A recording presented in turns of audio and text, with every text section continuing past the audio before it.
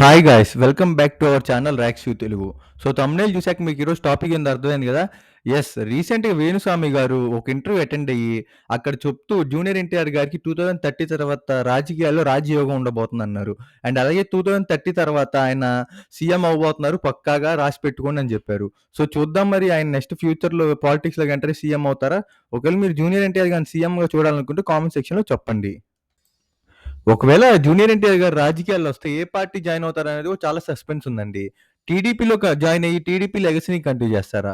ఒకవేళ టీడీపీలో జాయిన్ అయ్యి టీడీపీ లెగసీని కంటిన్యూ చేయాలంటే నారా లోకేష్ గారికి ఎంతో కొంత ఇబ్బంది అయిద్ది. అండ్ నెక్స్ట్ వైసీపీలో తన క్లోజ్ ఫ్రెండ్ అయిన కొడాలి నాని గారు ఉన్నారు.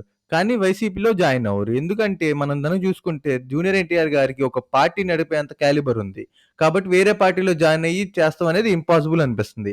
అయితే ఇక్కడ ఇంకో ట్విస్ట్ ఏందంటే చాలా మంది పెద్ద ప్రముఖులు అంటాం ఆయన అన్నా టీడీపీ పార్టీని మళ్ళీ తీసుకురావచ్చు అని చెప్తున్నారు. మనందరూ గనుక చూసుకునే 2009లో జూనియర్ ఎన్టీఆర్ ఫాదర్ అయిన హరికృష్ణ గారు అప్పుడు చంద్రబాబు నాయుడు గారికి నచ్చక బయటికి వచ్చి అన్నా టీడీపీ అనే పార్టీ పెట్టి చాలా కాన్స్టిట్యుయెన్సీలో పోటీ చేశారు.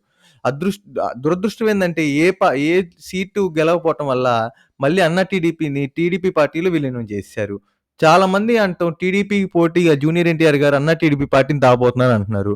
సో చూద్దాం మరి అన్న టీడీపీ పార్టీ గనక వస్తే టీడీపీ పార్టీ చాలా లాస్ అయిద్ది. నేను ఎందుకు చెప్తున్నా అంటే ప్రెజెంట్ టీడీపీ పార్టీ అంతా మెయింటైన్ చేసేది, లేకపోతే ఆ లెగసీని సీనియర్ ఎన్టీఆర్ గారి తర్వాత చంద్రబాబు నాయుడు గారు కంటిన్యూ చేస్తున్నారు. లోకేష్ గారు ఆ లెగసీని కంటిన్యూ చేస్తారనేది ఇంకా జనాల్లో లేకపోతే టీడీపీ క్యాడర్‌లో అంత నమ్మకం రాలా. నెక్స్ట్ 10 ఇయర్స్ తర్వాత అంటే నా నారా చంద్రబాబు నాయుడు గారికి అరౌండ్ 80 ఇయర్స్ వస్తాయి. అండ్ ఆయన రిటైర్మెంట్ అయ్యే టైం అప్పుడు రాజకీయాలు చేస్తారంటే నాకు కొద్దిగా డౌటే అనిపిస్తుంది. జూనియర్ ఎన్టీఆరా, నారా లోకేషా అంటే క్యాడర్ అంతా కొద్దిగా జూనియర్ ఎన్టీఆర్ వైపు చూసే అవకాశాలుండయి. ప్రెజెంట్ టీడీపీకి అరౌండ్ 45-50% ఓట్ షేర్ ఉంది ఏపీలో.